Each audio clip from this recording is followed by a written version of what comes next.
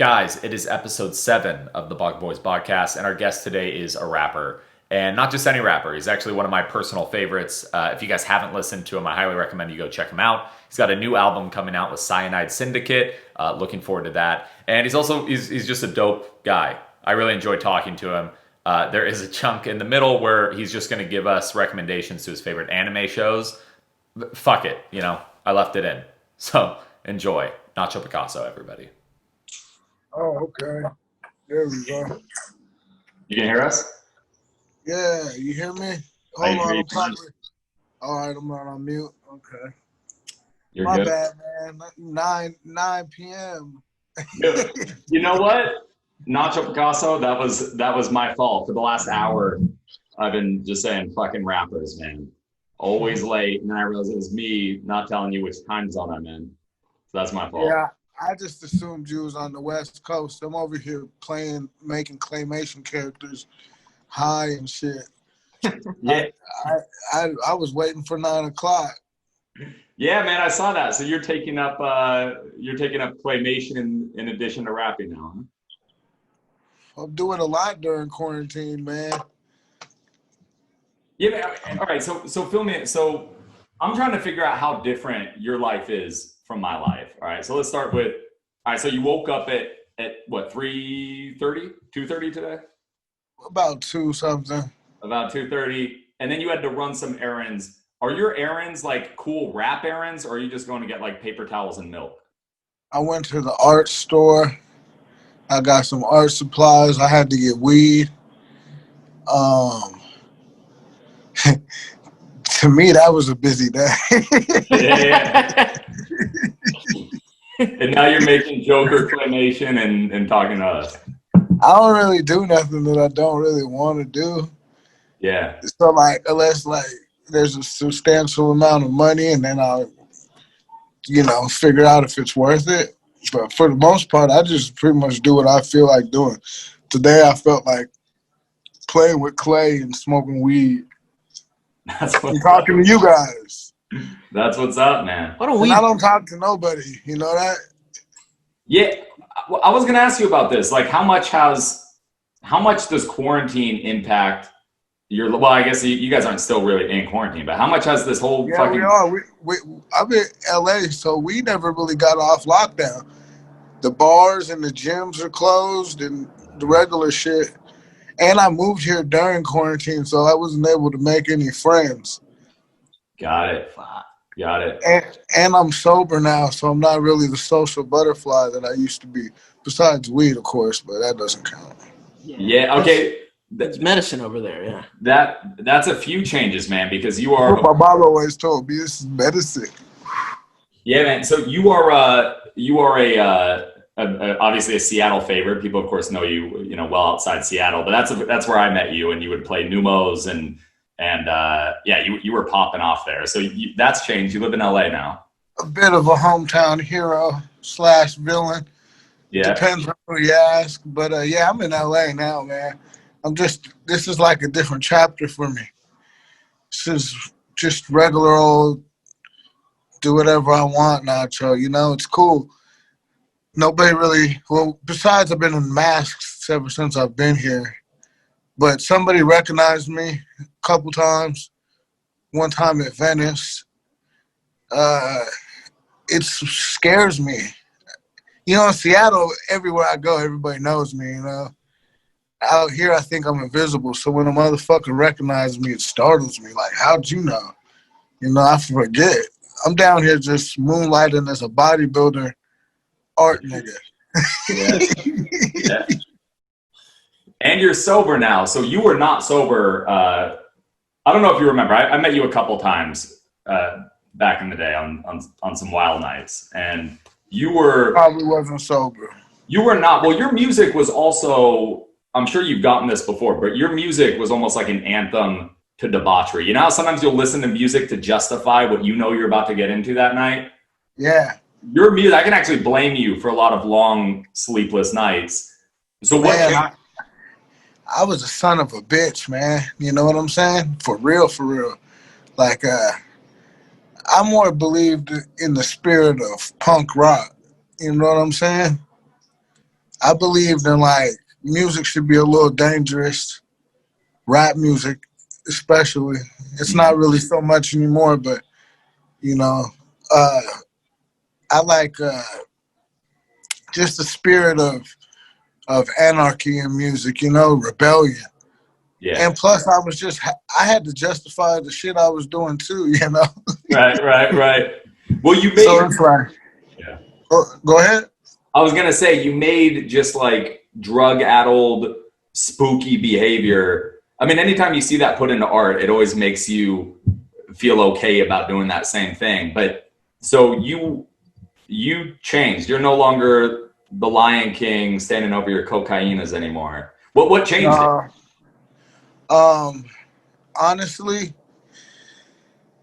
I was kind of losing. I was just like, people don't understand how much of a real thing it was. You know, all those songs you could tell by certain songs you could hear the drip in my throat.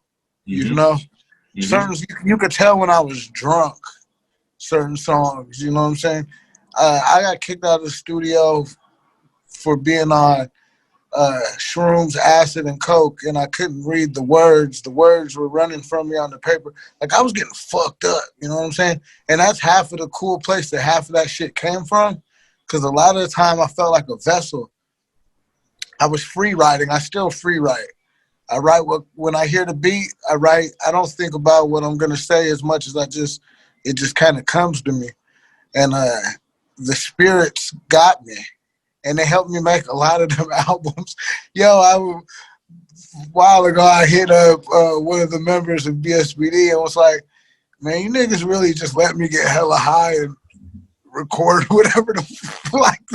I don't know if I should be mad at you motherfuckers or thank you.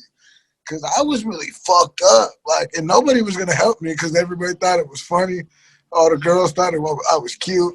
Like, I was fucked up. Yeah. Well, it's also like, it's expected, right? You get a pass if you're an artist or you're living that rock star lifestyle. People almost want to see that from you. Like, I'm sure there's some people. It enabled me a lot. Yeah. I'm sure there's some people who see your posts about, sobriety and not doing drugs, and you're sitting there doing pull-ups, who are a little bit, even if they don't say it out loud, are a little bit like, I miss the old Nacho. I guarantee you. Sure. I'm sure they do. And, I wouldn't have got to this Nacho if it wasn't for the old Nacho. So I kind of appreciate him because what I did enough, like when everyone else went home, I didn't go home because it was me that it followed me. So it was really like, I never saw myself as a sad person. I never saw myself as a good person. I like to walk the fine line, balance. And I'm starting to waver over towards the actual bad person. Like, not my friends and people who were, people around me wouldn't say it, but the way I felt on my own conscience, I stopped giving a fuck about a lot of things. So I kind of wanted to get back to my essence. You know what I'm saying? And, whatever was left, I had like a little bit of soul left in my pinky toe. So I just wanted to keep that little piece of pinky toe soul. I didn't want to cross all the way over like a Fable. You can either be good or bad. I was starting to grow horns and shit.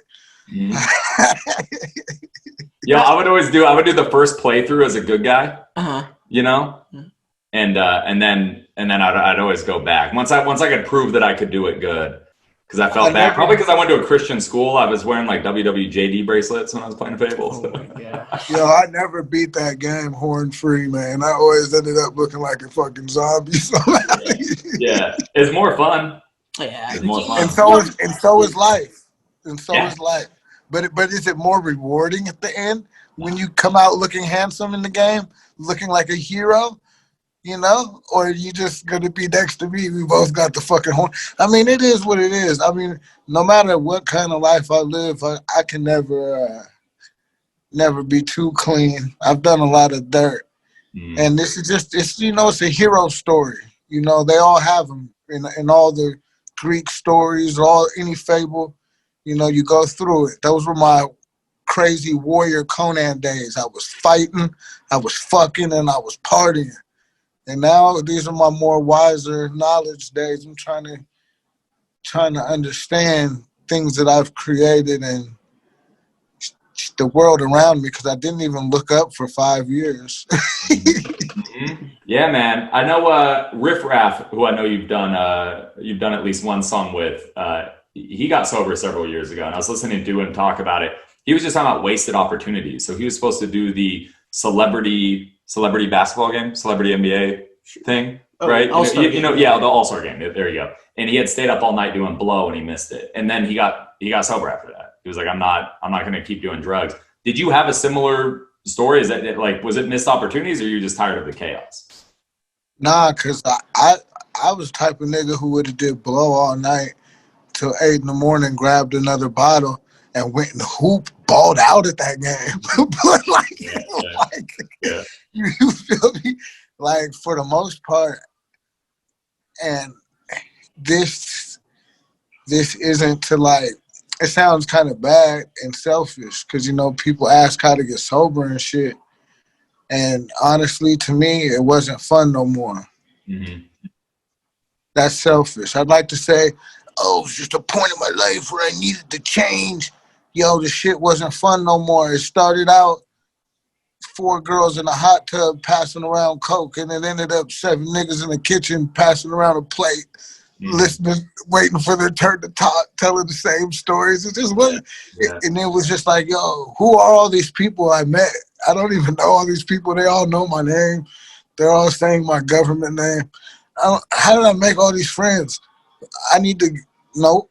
It was just literally one day I just didn't want to do it no more. Yeah. Yeah. I think that's the way for a lot of people. Yeah. It's those repetitive, boring nights. I think about nights like that, and I don't know if you feel this. I get anxious. Like, when I think about you, even hearing you say that everybody's waiting for their turn to talk and clenching their teeth and passing around the plate. Like, I have no fond memories. Right. Yeah. And then now, like, is it even, I don't know, because I stopped maybe, 4 years ago, 3 years ago, 4 years ago, I think. But is it even coke now? Or is it just some white powdery substance that you could put up your nose? I don't know. It would start, you know, it's just like, I did it for so long, and I missed out on a lot of things. It was just time to quit. Hey, man, have fun. Fuck it. You know, maybe when I'm 60, I'll start doing it again. Who cares? Right. I'm 60. I didn't expect to make it this far, so. Yeah. But here you are, man. You're in LA now, so did you just move to LA for industry shit? Is that just for music? Is it for Cyanide Syndicate? Like, what's the move for? A little bit of everything. You know, I moved mainly because I just want to be isolated a little bit. You know, no one moves to LA to isolate themselves. You know, there's all these people. Everyone wants to hang out and wants to see what they can do for you and vice versa. But I'm out here just chilling, getting buffed. Yeah, I see you. Yeah. It's funny and shit. You feel me? No, normally I'd be depressed this time of year. It's fucking summertime. You know, I got plants. You know, I got a Peloton. You feel me? I'm getting. I ordered my Peloton, so it's like 5 to 9 weeks out. But who's your Peloton coach? My favorite coach is the English lady. The English black girl? No, she's white. Something Lansbury, I believe. She sounds like Mary Poppins. And when you ride Peloton a lot, you notice that a lot of them coaches be doing some weird Peloton dances that are kind of creepy. And she doesn't do it as much. I feel like it's in their contract. She might have to do one of them. Like but some of them be like, but it's weird. I don't like the dance. And some of them be preachy. You could tell that they do a lot of ecstasy at the Peloton parties. Some of them start going down the rabbit hole. I mean, you know, start preaching and just sounding too deep. Like, bitch, I'm tired. I'm not even trying to think about that shit. So I like my English lady, Lansby. I should look her up. She's my favorite. But then I recently discovered there's yoga classes, meditation classes. I've been doing the ab classes. They got weightlifting that hook up to your TV. I just riding the bike for the first 3 months thinking that was all there was to it. Man, this motherfucker got about 100 coaches in it. You know what I'm saying? Yeah. Yeah, it's true. They do get really preachy. It's a great product. It's probably the best like fitness device that's been made in, I don't know, since the Nordic track. No, but really like. Yo, shout out to Nordic Track. Shout out to Nordic Track. Yo, remember those with the skis? And you would just, dads had them. Yeah. You know, yo, exercise machine. all the white homies, dads had those in the 90s. And we would just go there and get hella high when no one was home and get on the Nordic Track. Yeah. They were always made of wood. Yo, the motherfucking ski thing. Yo, I had a, what are they called? What is the thing? The row things? Oh, like, where you? Yeah. Row machine. So when I was in middle school,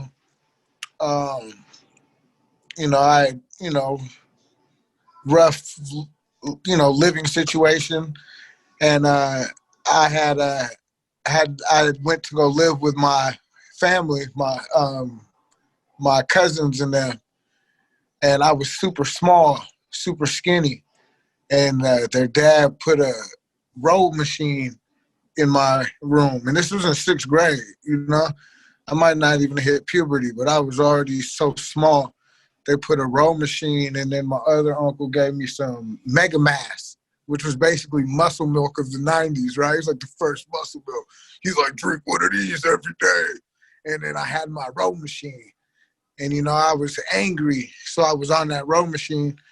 And, man, that was where weightlifting started for me. That motherfucking row machine and that Mega Mass. And I've been really weightlifting probably, since the first time I went to high school and I seen they had weights. Freshman year, I wrestled, I was 101 pounds. I was the smallest on the wrestling team. And then I discovered weights, and I smoked weed, and the security guard was a big Samoan nigga. He was hella buff, and he said, hit the weights how you hit the weed. And that was when I was like 15, and every day I hit the weights. After school, during school, smoke weed, hit the weights. Smoke weed, hit the weights. Yo, niggas used to laugh at how skinny I was. Man, by senior year, I was wrestling captain at 152. And, 52 pounds ain't a lot to put on over 4 years, but it was a nice 52. If it's muscle, it's nice, yeah. I was looking like Spider-Man when he first got his powers, when Toby woke up and looked at the mirror. Yeah. And I don't think I ever stopped lifting weights. Even when I was on drugs, I'd be in the weight room with the sniffles. Mm-hmm. Yeah. I know you mostly from hip hop. Miles, I think, knows you as just an anime fan. I think that's that's where you guys will find common ground. And I know I saw you post something where you said that your weightlifting goal right now is you want your back to look like Aki's dad, the ogre. Ogre King, yeah. And it's getting there. I need a whole fucking face on my back. You know what I'm saying? A demon face? I need the demon face on my motherfucking back. Oh, shit. I got some work. Yo, yeah. Miles is coming right now. Yeah, that'll help him. Oh, I have a question about anime titties, actually. Wait, so who? All right, man, I recognize some of these people. Miles, do you recognize every one of the people you just saw?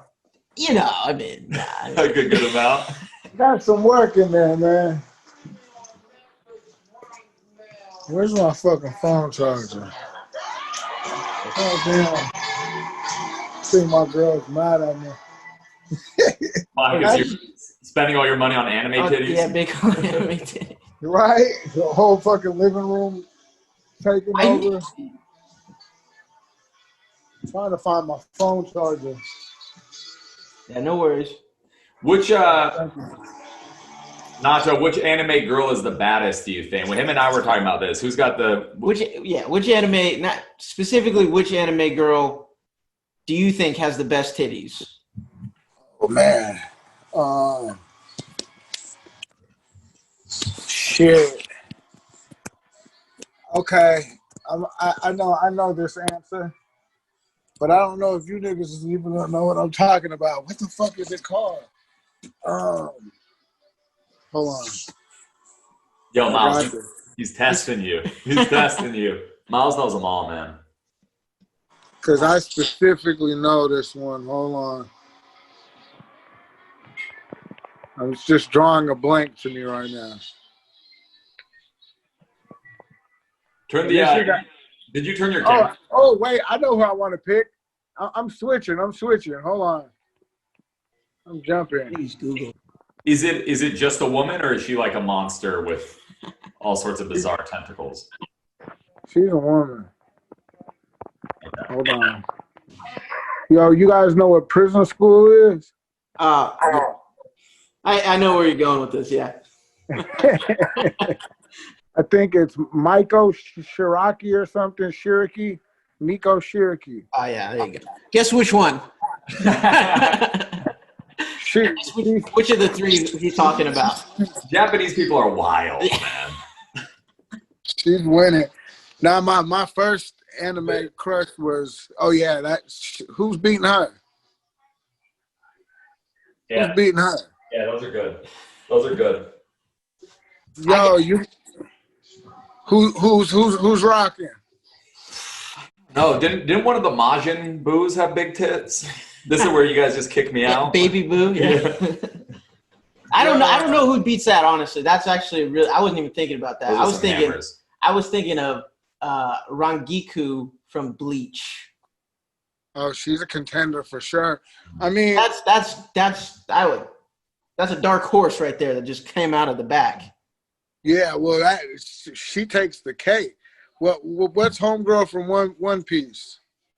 Oh, all of them. They're all pieces. Yeah. There's not just one piece in One Piece. That's the problem. Any girl from One Piece, and then the dudes when they transform into the girls in One Piece. Yeah. That's a wild one, man. I have a follow-up question to that. You picked Miko, I think. Yeah. You picked her for prison school. How much money would you pay to be able to touch them in real life? To get a real life anime bitch. I wouldn't do it in real life. I'm a faithful black man. But only way I would do it would be if I was an anime form. Oh, okay. Which has been done. You have been put into anime form numerous times. All the time. Yeah. I go try anime form right now, but how much money would he pay?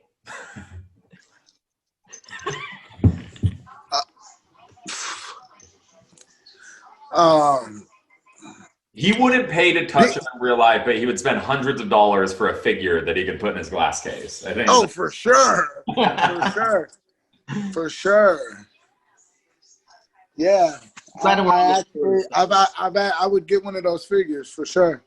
Man, the most I've ever spent on a figure. Bet. How much did that big ass piece cost? That anime one, the giant monkey. No, that one was $200. Yeah. Ask her how much for the cat girl with the big titty. Oh, that was only 26 something. I got that from Japan. As deals. Yo, there's a female Beetlejuice one that was like almost 200. Some famous toy dude. Anytime he does he just did a DC one. Anytime he does like a anime toys, like he took all the horror films and made them all females, like Leatherface and Jason. That's what that Beetlejuice is from, female Beetlejuice. That motherfucker was expensive. You know, there's a shop in Capitol Hill, which I know you know well, in Seattle, that had a bunch of cool figures. It was pretty new but it was there the last time I went there, maybe like a year ago. And they had a bunch of, all of their figures were like different, like Star Wars, Star Trek, Ninja Turtles, but put into like samurai form. Do you know what I'm talking about? Bait. It was Bait. Is that what it is? Yeah, that place is cool. Yeah, they got one down here in LA. I order a lot of my shit from there. I order a lot of my toys from there, but they also got the toy district down here. Yeah. And like they got this store that's only in Japan in LA.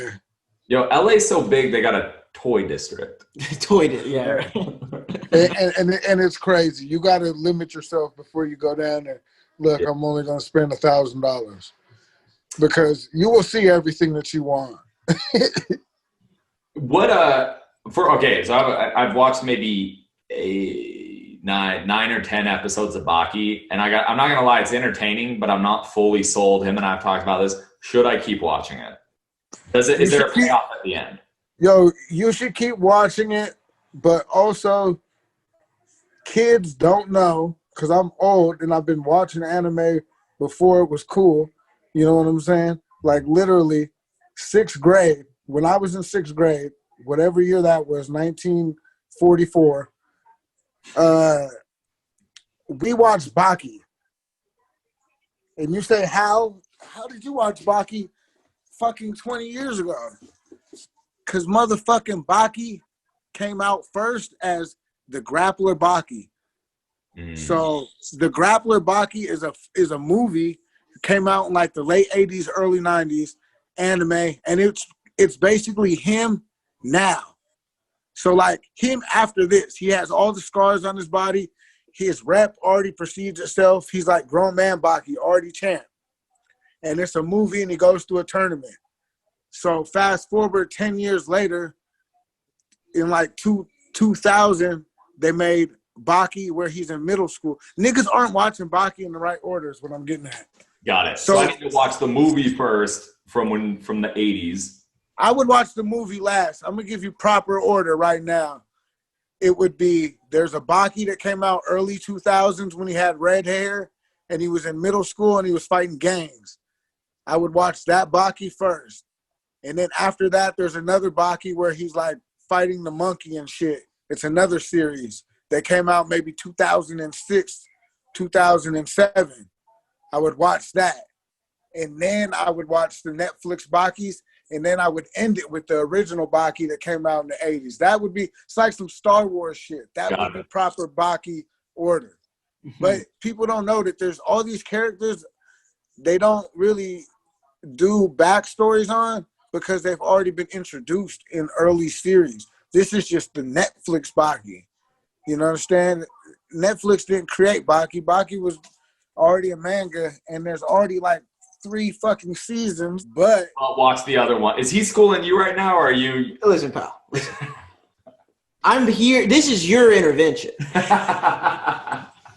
This is free. I just started him on Berserk. Oh, man, I love that. There's some good titties in that one, too. Well, see, Berserk's the same way, too. Like, yeah, it's the prequel movies.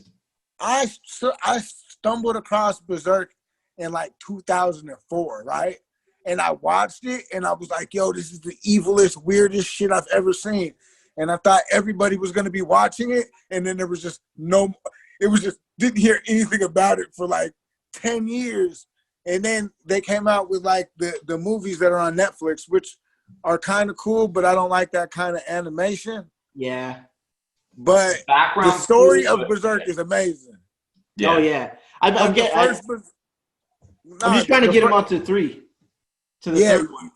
And then the first Berserk was regular anime, 2D or whatever the fuck. Mm-hmm. But here's the order that I found, because I keep finding more Berserks, bro. So I watched all the shit on Netflix before it was on Netflix. The fucking egg and all that golden arc bullshit, right? And that's cool because the story's cool. But I just found during quarantine there's 2 seasons of what happens after that. So I'd already just watched that shit for how many years and didn't realize nothing. Now I found there's a Berserk series, 2 seasons. And this nigga got fairies. He's got the one arm and all the cool shit that I always wanted him to have. You know what I'm saying? Mm-hmm. So if you go on Crunchyroll, Write this down. I know Crunchyroll. You told me about it. Yeah. Type in Berserk and look for, there's a 2-season series. And basically that is what happens after all the Netflix shit movies with the weird animation. Yeah. So okay. This is more of that. This is all good advice, but I feel like we're putting all of the heat on me right now. I got a question for you because you guys have a lot in common, all right? You're both light-skinned black. You both have glasses, all right? You're both performers. You both like anime. Yeah.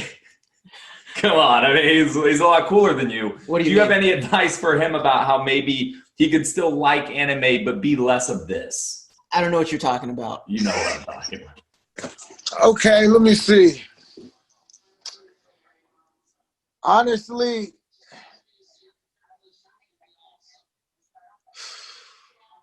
nothing to change. That's nothing to change. You look great, but you just gotta wear it how you wear it. Well, see what anime now, it's like there is, so you get groupies if you're good at anything, right? The best fucking unicycle rider has unicycle bitches who think he's the coolest nigga in the world, right? The best fucking rock climber, he's getting all the rock climber bitches. The best anything, got things in common. Well, guess what? Anime is popular now.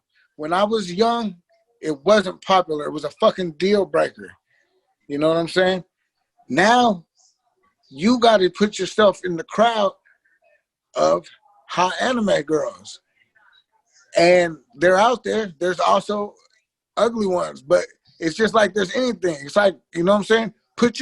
Find you someone that thinks anime is cool, and then you the coolest motherfucker in the world. I didn't listen to my own advice. My girlfriend does not think anime is cool, but she still thinks I'm pretty cool, but it's not winning me any points. But go find you someone who thinks anime is as cool as you do, and then guess what? You know the most about the coolest subject in the motherfucking world, so you the coolest nigga in the room now, right? And you hella light-skinned and buff, so you got that going.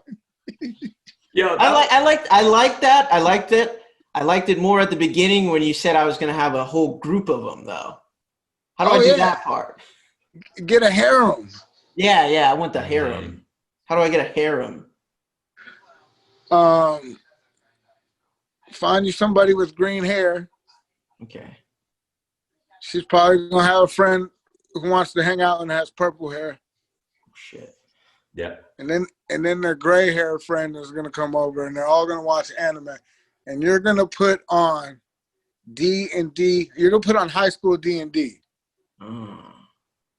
That's what you're gonna watch when they come over. High school D&D. I haven't watched it. I see it, but it looks like one. I try to go action only most of the time. You know what I mean? It's got action. It has robot suits. Okay. All that sprinkled in. Has some comedy, but just put that on and let that do the work, because that's harem anime.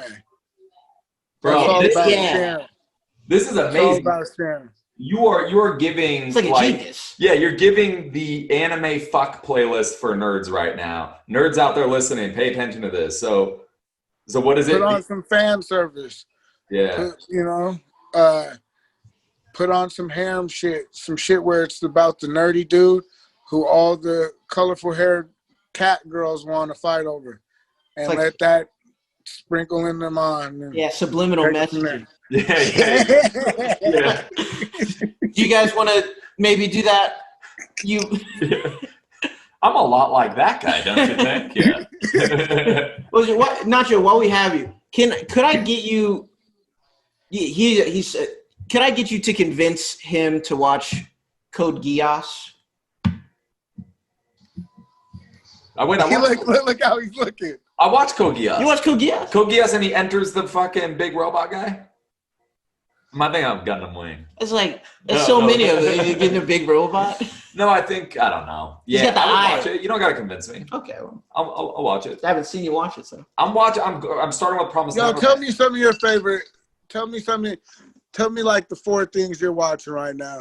Me? So I can judge the fuck out of you real quick. Me or him? Yeah. White guy or him? Black guy. Black guy? Light-skinned guy. Okay. Yeah, we're all funny guys here. We're a bunch of funny guys, huh? Funny. I'm watching Fire Force. Oh, yeah, okay.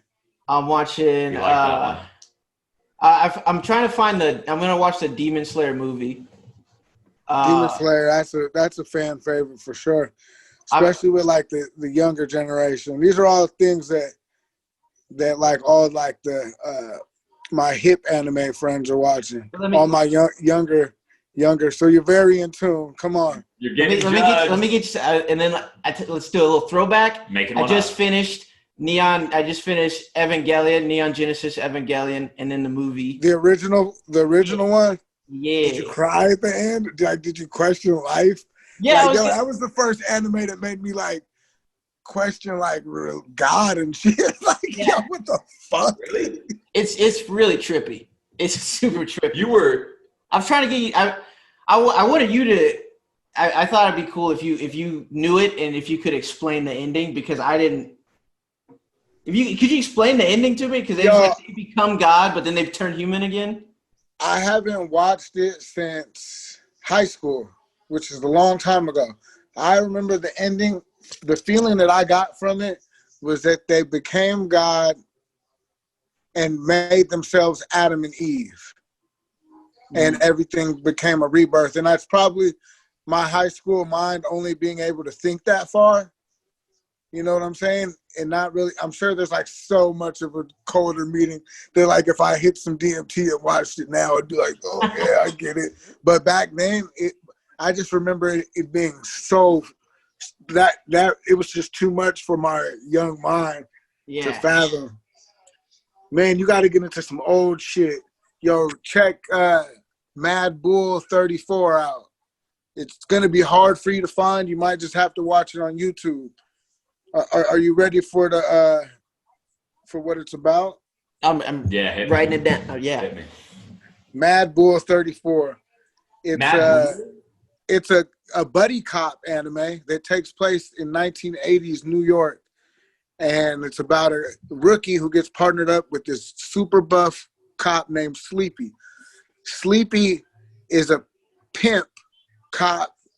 He kills other pimps and protects the hoes, but he also takes their money. But he takes the hoes' money and he uses it to build hospitals and like safe houses for drug addicts and abused women.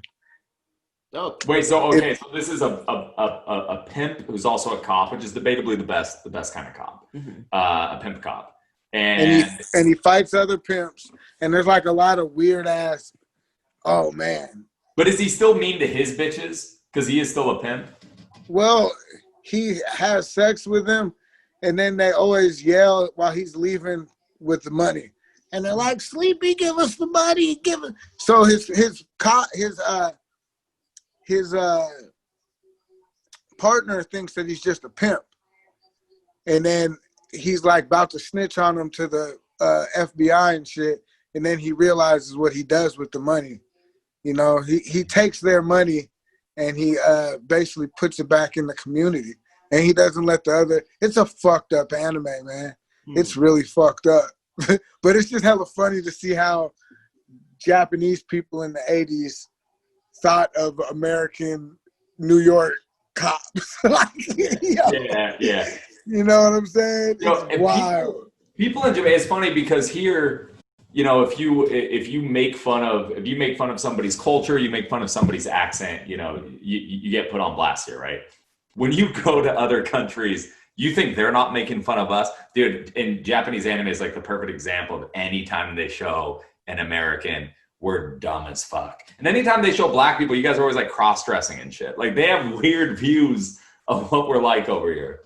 Yo, I don't remember us cross-dressing, but I remember growing up not liking how they portrayed black people in anime. Wait, Mr. Popo from fucking Dragon Ball? Yeah, he was the perfect example. Not because you thought he was black as much as you thought of the stigmatisms that were put on Black America. He didn't look like a black dude. He looked like a fucking minstrel. Yeah. You know what I'm saying? What do they call? He looked like a fucking jigaboo type.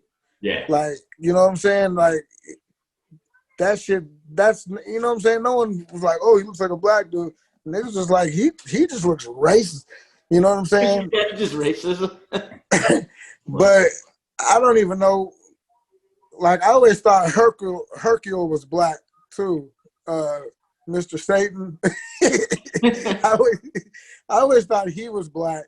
You know, there was always those anime characters that you just thought were black, kind of like maybe you wanted him to be black, like Brock, like, Pokemon.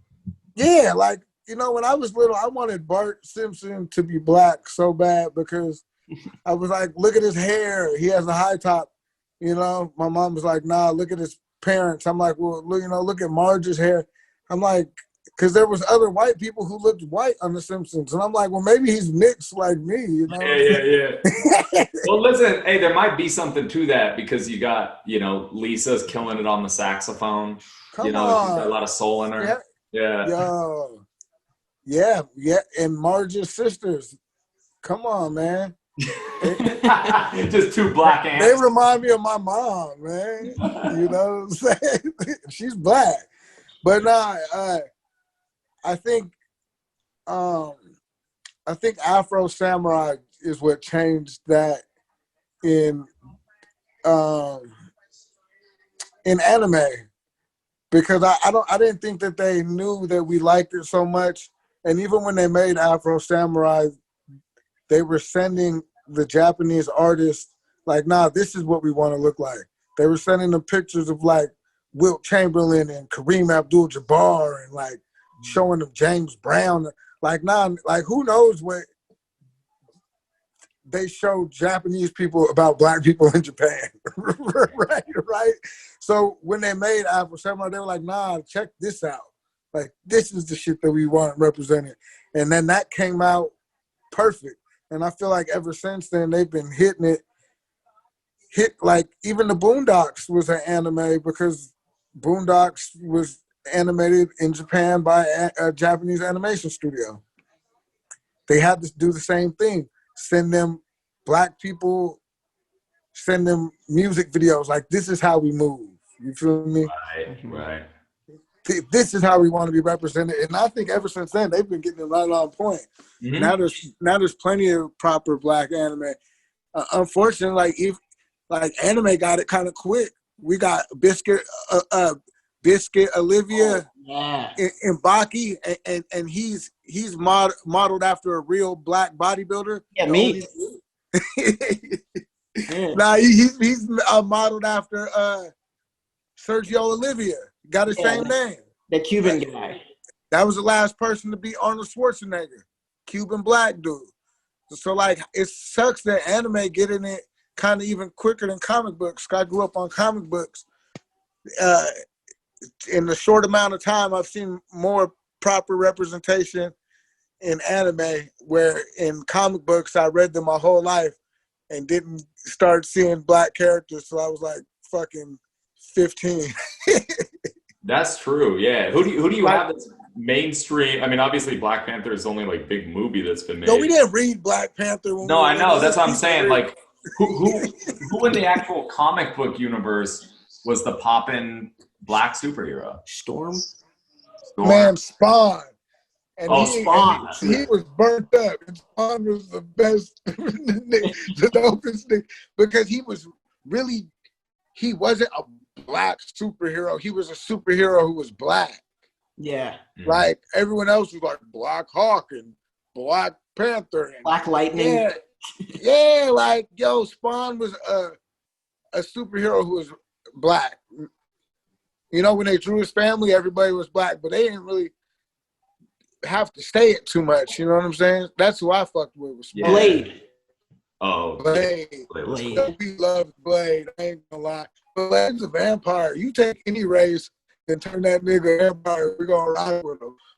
America loves vampires. You feel me? I heard a really interesting point. I forget where I heard this, but it was it was on Black Panther, right? And so if you watch Black Panther, it's like Killmonger was the enemy, and Black Panther is essentially trying to save the rest of like Western civilization and white society from what Killmonger wants to do. Then you can tell is very much like a black superhero written by white people. You know what I mean? Like, it's just like, all right, here's like, you know, a hero who wants like benevolent good for everybody versus like Killmonger, who is radical. Stan Lee made him people don't know Black Panther was around for so long. I believe he was created in the 60s. Like, straight up. But to me, the most accurate comic book Marvel put out during that time was probably X-Men. Yeah. Mm. Because Stan Lee wanted to write about what was going on with the civil rights movement, but couldn't really write about what was going on with the civil rights movement. So that was how he created the X-Men. Oh, is that what Malcolm X? Yeah, Malcolm X, Martin Luther King. One wants peace, one wants, you know what I'm saying, to take over. You know what I'm saying? It was all based on what was going on in the 60s. Because if you look at X-Men, they came out in 69. Like, what was going on in 69? So, like, to me, that I identify more with it in that. But I love Black Panther. I love the movie. I love how it made me feel when I left. I didn't expect it to. It was the feeling that I hadn't felt from a movie before that. It was strange. Not the biggest Black Panther comic book fan. Mm-hmm. But when I left that, and I love comic book movies and comic books, but it was a different feeling when I left, and when I seen how the kids in there felt, and that was what I wanted to feel when I was watching shit when I was little, but there just wasn't representation, and it was cool. You know what I'm saying? But in the comic book, bro, they be going out of line. Like, people don't know, in the comic book, Killmonger actually got his own place in Africa, and he named it Niganda. I'm not making this up. he named it Niganda, and he took hella wild cats from Oakland and shit and took them to Africa, and then they were starving and shit, and he went to motherfucking Wakanda and begged for some technological resources, and them niggas didn't give him none. So Black Panther cold too. Like, what's up? How come there can't be a Wakanda and a Naganda? I like Killmonger. I identify with Killmonger. That was the point that this person was making, was that I think there's more people who actually identify with what Killmonger wants from jump than the way it turns out. Like, but he ends up being nice. But I love the idea that you took a bunch of people. I used to live in Oakland. I feel like none of those people will want to move to Africa. Like, people be throwing on jackets when it hits like 75. I don't know, because you got to think about Oakland too. Like Africa, it's Naganda. I'm just imagining. I mean, if Wakanda would just give some of that technology over there, they could definitely be a thriving future metropolitan city. I see. And then you got to think about Oakland. Like, they've always been very revolutionary. You know, those are like the children of Black Panthers and shit, real Black Panthers. You know, I'm sure there's a lot of them. They'll be like, fuck it, let's go to Africa. Let's go with T'Challa. Like, hell yeah. Like, yo, hey, my light-skinned brother over there. What's up? Would you go to Wakanda right now if they said you could come live in Wakanda? Oh, for sure, dude. Get a suit. You like air. Come on. Come on. I'll give you a tourist pass. So that'd be cool. Yeah, if I could get a pass. Doing the show. Cool. All right. So we keep doing Nah, bro. The only white dude they let live in Wakanda is what's my nigga Bucky. Oh, true. He's the white wolf. True, that's true. They got the one token who's walking around. Bucky. Yo, that nigga had kente cloth on in the beginning of the last Avengers movie. I did not expect for Bucky to be back there with kente cloth on, man. He was back there smacking them little Wakanda cakes. Nigga had kente cloth. I'm like, damn, they never let no white dudes come to Wakanda. Bucky, a fucking ex-Russian spy, comes in there and they're like, yo, we fucked with Bucky. Come on. He knows how to keep his mouth shut when he needs to, and he knows how to play dice. Like, he's the one. Whatever Bucky did, bro, just do what Bucky did and he's straight. They gave him his own hut. I'm curious what you think about that. Do you remember that Pitchfork article that was written about you? This is a long time ago. Yeah, when I first started. Yeah. It was one of the first things that made people think I was cool. I didn't even know what Pitchfork was, bro. Yeah. I know now, but yeah, that they said I haven't read it recently, but I remember reading it a long time ago, and the comment that they made about your music was, they said, if the way that Seinfeld is a show about nothing but still very enjoyable, that's what listening to Nacho Picasso's music is, in that it's not telling you any specific story. This is their words, not mine. It's a song about nothing, but you can't stop listening to it. Yo, Do you believe that? Did you feel that when you read it? Were you like, word, I can kind of rap Jerry Seinfeld? I definitely could see that, because like how I told you, like I was on drugs and I was free writing. Like, the songs is how my brain works. You know, sometimes like I could feel myself like thinking way too much and just questioning things and answering them at the same time. Like, I jump from subject to subject. Like, I was raised in a very different environment than probably 99.9% of people. Like, I'm sure my brain, I see things differently. Sometimes I think more logical than people. Sometimes I can't even wrap my head around opening a door. Like, I'm just not like other people, and my brain isn't like other people. And I can see how like they can get that from that music. So I'm free writing, man. Sometimes I start talking about something and I'll just start talking about something else. Yeah. and come back to that after that. Like, man, I'm all scrambled up, man. But you got to decode it, and that's part of the fun part, right? Because a lot of the times I'm saying way more than it sounds like I'm saying. Mm-hmm. You know what I'm saying? Like, not even to act like fake deep, but like sometimes it doesn't seem what it actually means, and you might get it one day after listening to it for a long time. Mm-hmm. So it's like, yeah, it's the Da Vinci Code, man. It's much ado about nothing. Is it weird for you, man? I remember before I even knew what the term stan was. I actually get embarrassed when I think about this night sometimes, just because now I'm a more grown man, so I just feel like it's just a weird thing to be in person a real like fan of somebody. But I went and saw you for, I think it was my 21st or 22nd birthday. Like, that was my birthday present. And then my girlfriend Kylie, who you know, my girlfriend that I know you made out with her once. We'll get into that. She went and like flagged you down and was like, "Hey man, it's my boyfriend's birthday. All he wants for his birthday is to like freestyle for you." And I think I was so drunk. I'm sure it was terrible. Like, I think we did a bump of coke, and then I wanted you to freestyle, and you're like, "This isn't my dream. This is yours. Like, you go ahead and freestyle." Yo, I never freestyle, bro. Yeah. Like, I never freestyle when people ask me to freestyle.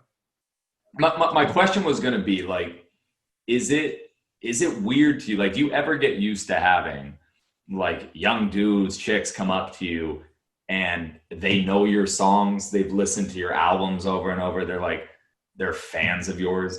Like, is that still bizarre to you, or do you just get used to that shit? I'd say I'm used to it. But like now at this point, like I still get when somebody newly discovers it, like there's still like 15-year-old kids that just now who's Nacho somehow just now found it. Now they got all this music to dive through and they'll DM me like, I just discovered you. Oh, and that shit's crazy. Like, damn, like, you know, my music aged pretty well because nobody knew what I was talking about then. Nobody knows what I'm talking about now. So it's aging pretty well. Yeah. So that's cool. But like, as far as like, you know, just now I've been in the game for like almost 10 years. So I'm getting a lot of like the kids who grew up listening to me. They're like, yo, I used to listen to you, got me through this, and oh, you're all I listened to in college when I was doing that, you know, and that shit's awesome to me.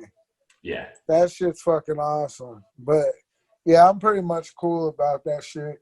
Sometimes like I'm just as awkward as anybody else. Right. So sometimes it seems like I'm being mean or weird, where I just don't know what to say either. You were actually, the few times that I met you, you were always you were very nice, which is cool. Like if you like somebody's music or comedy or whatever, you hope that they'd be nice. But I genuinely, I've cringed like on numerous occasions. Just as I've grown into a man, I cringe at the idea of like my girlfriend flagged another man down and brought him over and was like, my boyfriend really wants to rap for you. And that was my big treat. Like that was my birthday present. It's embarrassing. Well, at least it was me. And then you made out with her. Man. That was right. Later though. That was later. Yeah. Sounds about right, man. Fuck. Like I said, bro, like I was a motherfucker, bro. A motherfucker and a half. Like I've done a lot of such things. Yeah, I'm sure, man. I'm sure. The temptation's always there. How old were you when, or how? I guess age doesn't so much matter. How long had you been rapping, where you were able to just quit having? I don't know if you ever had a day job, but like where you no longer needed additional hustles. It was all rap. I didn't have a day job at first. Yeah. I didn't have a day job. I was pretty much a young, you know, kind of like streeter person. Like I was definitely in the streets. I don't like to, you know how everyone wants to, I'm a hood, tough street dude. Nah, but I actually grew up in that environment, like the real hood.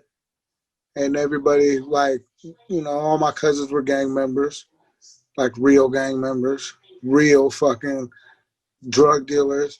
And they always teased me for drawing pictures and writing raps. White boy, you over there drawing pictures like a white boy. Nigga, what you write raps for? Nigga, you ain't never gonna be no rapper, nigga.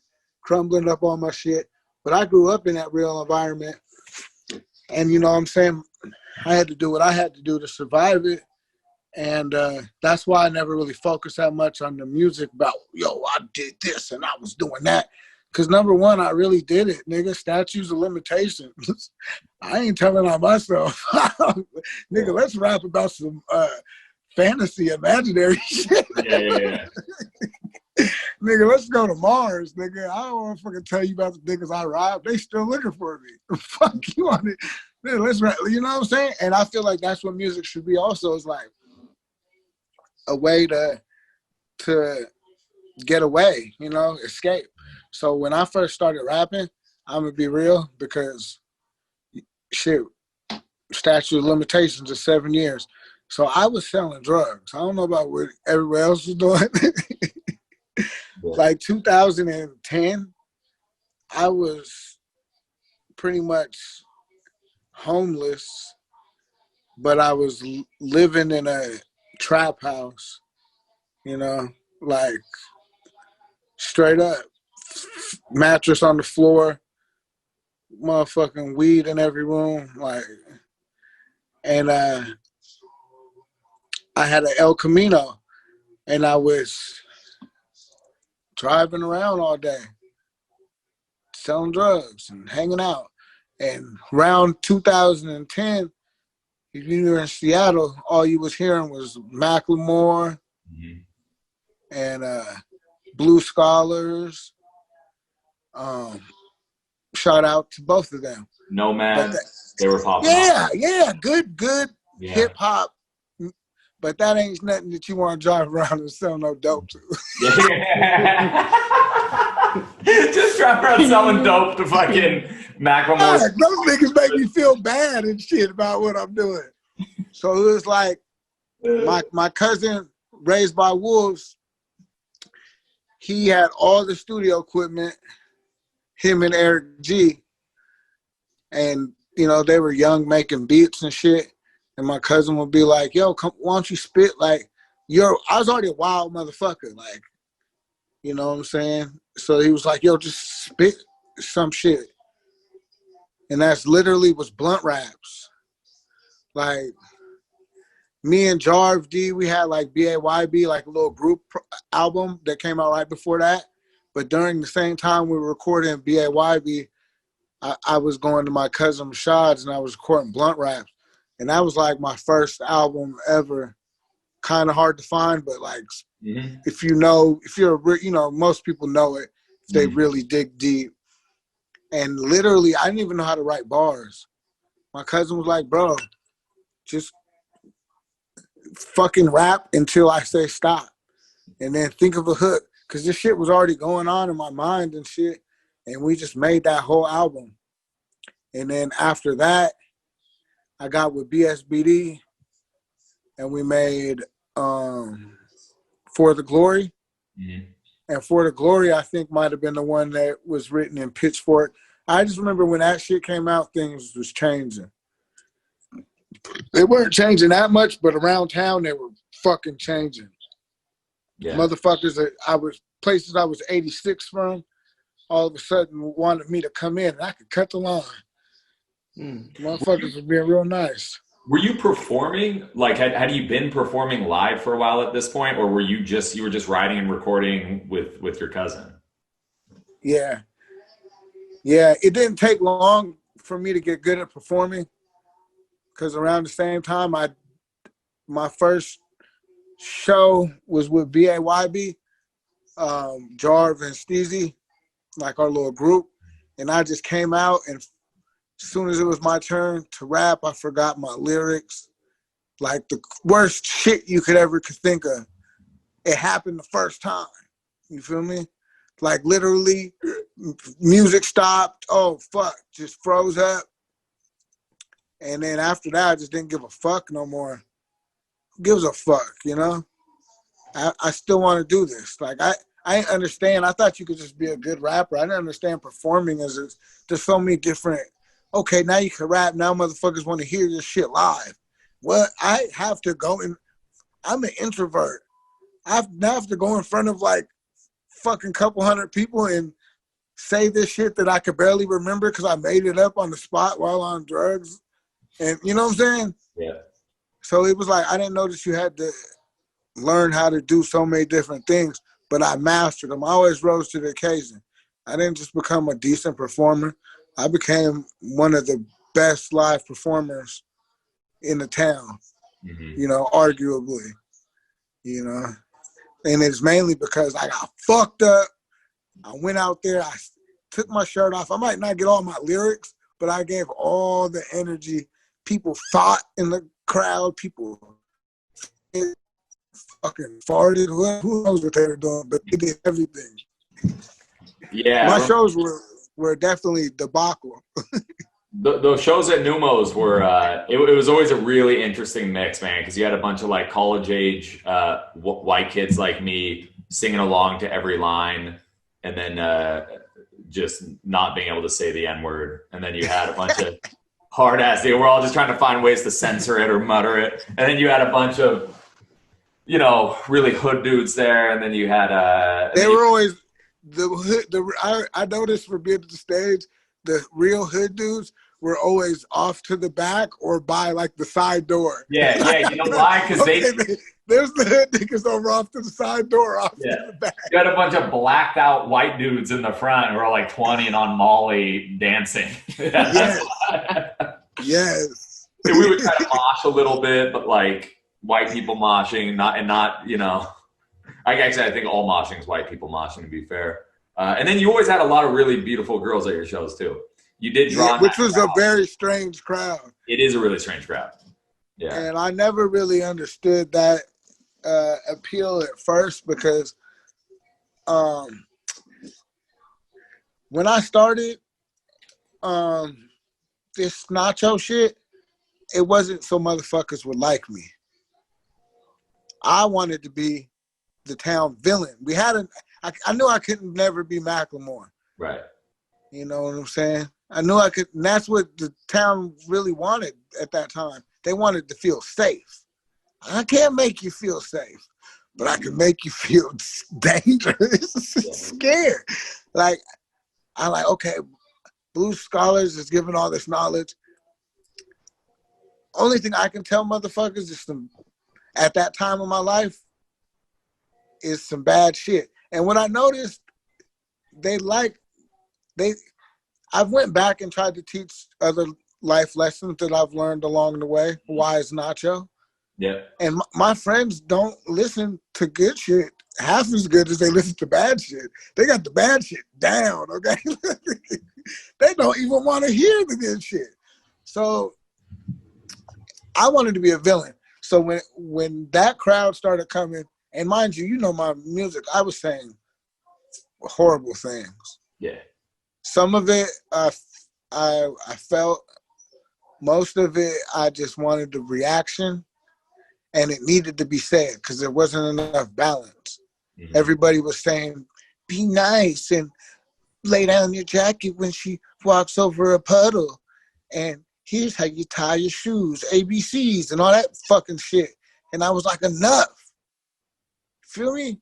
Yeah. Spit on that motherfucker, punch him in the balls, do what you want, man. Masturbate. And obviously people wanted to hear that shit. You know what I'm saying? Like, for that part, and then I think, then I just think I went too far. I don't know, man. Masturbate. Spit on her. I love Nacho. What is the main message in your music? I'm masturbate, motherfuckers. That's what it is. Yeah, man. It was definitely every. It was a good time. I feel like the scene for me peaked. The local hip hop scene for my respected my respected class, you know, who was doing things in that time. I would say 2016. Mm-hmm. 2016, I noticed I could go to any show in Seattle for the most part, and it would be the same fucking kids.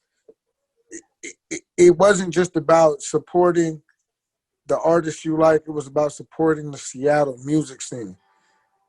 And that didn't last very long.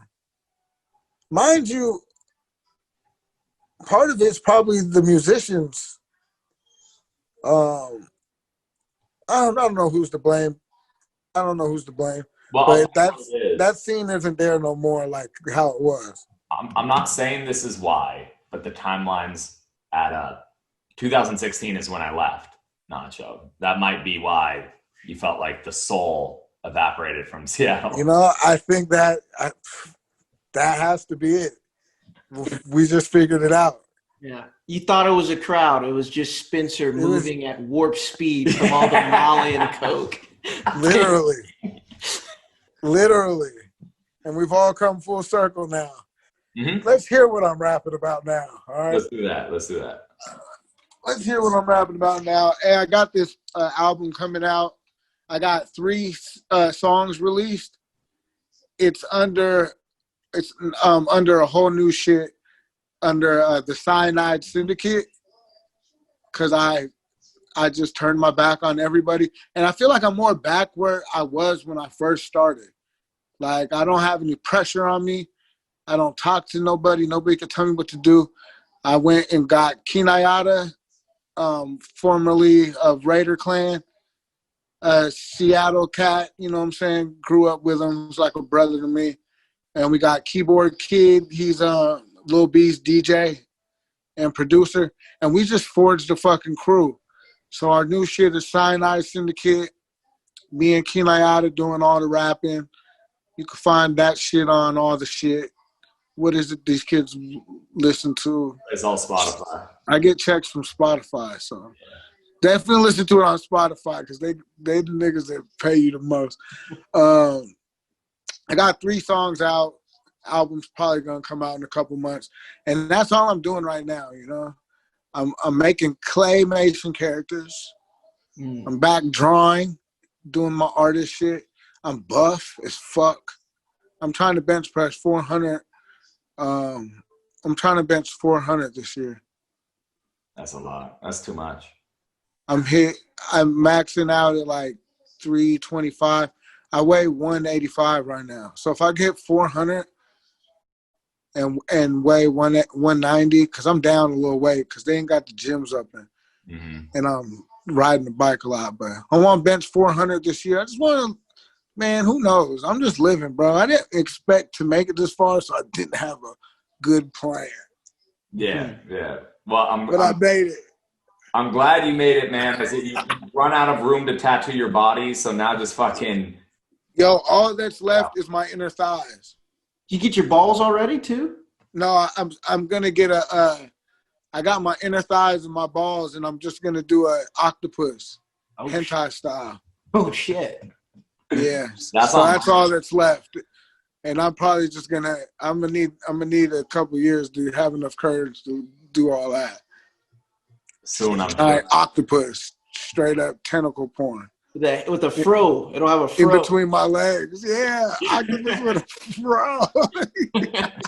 Yeah, that would be kind of wild, actually. That'd be kind of cool looking. We'll get some sunglasses too. That'd be dope. No, it's about to be lit. Yeah, that's awesome, man. All right, that's the evolution of Nacho. Octopus balls.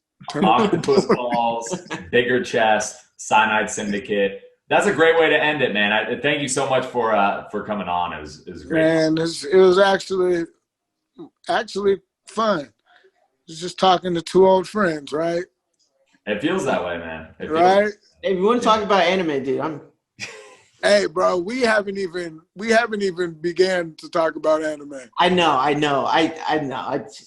Mad Bull 34. Watch that. DM me. It's only like four parts, so like 4 hours. Take a nice day and just watch that shit, and then tell me what you think about that, and we'll take it from there. All right, let's do that. Maybe we'll do this again, and we'll do a review on Mad Bull. Yeah, that'd be really fun. See that review on Mad Bull 34. Yes, sir. I'm down. I'm down for that. All right. Nacho P, man. Thank you so much. Peace. Good talking to you, man. Bye.